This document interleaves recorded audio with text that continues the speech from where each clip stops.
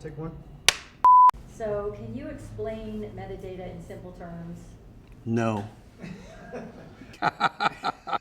We should call metadata sex so everyone knows they need it.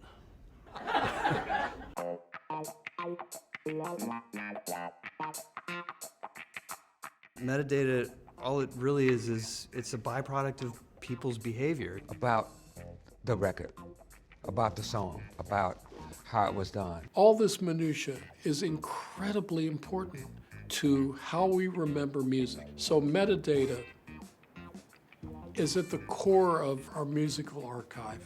It's who, what, when, where, you know?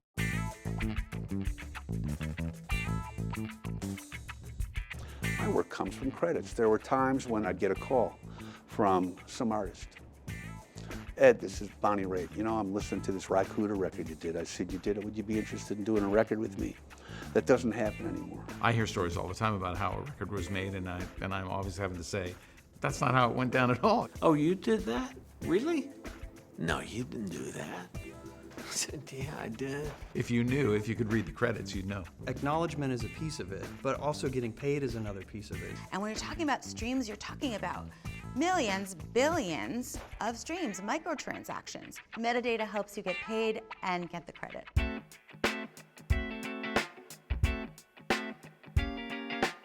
There are lots of new things coming online that are going to use this data that are going to make a great new premium experience. Whereas now, all you have is the music, and you could make the argument that maybe all you should need is the music, but it isn't that, because it is all about the relationship between the listener and not only the artist, but everybody involved with making a record. What's missing from music now is that connection. You know what I really miss? Liner notes.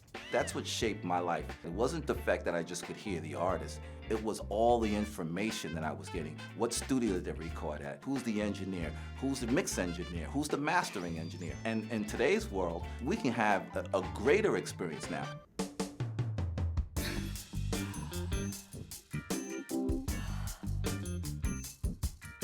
There's the certain playlist people are listening to, there's the front of the store, and that sort of curated editorial voice is not being properly served right now in this a la carte, all-you-can-eat consumption world.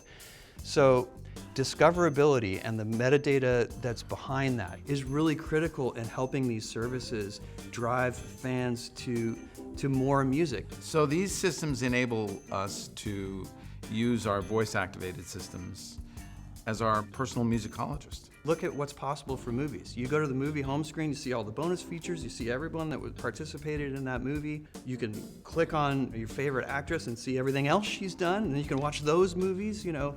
Enhanced metadata has to aid discovery. And I've always looked at music the same as movies. And it's because the experience should be the same. There's a way to make money on it. Look, it's all about money. Cross-reference it. Use it to help people find music they like. If you like something by this producer, well, find all the stuff he did. We're starting to see already, but there's going to be more avenues for being able to have this other revenue stream as an artist, another way to get paid. So watch this space.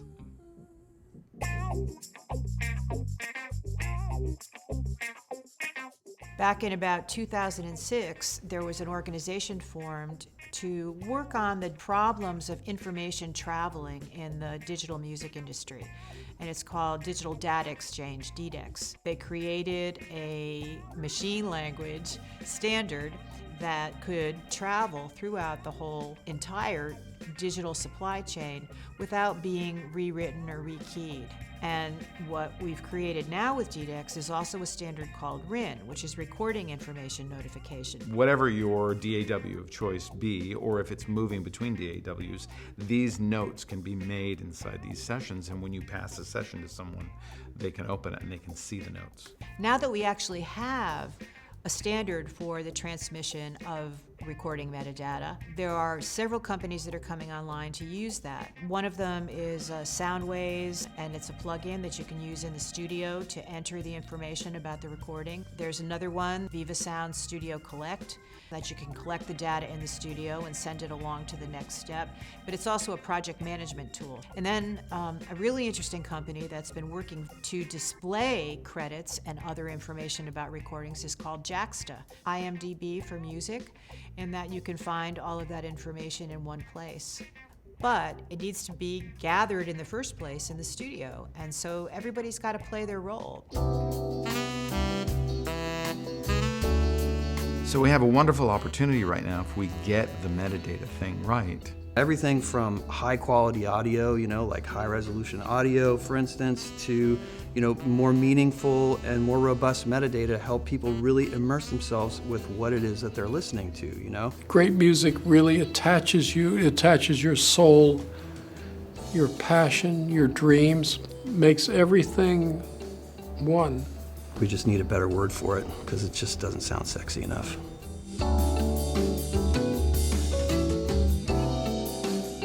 Okay, I'm done. All right.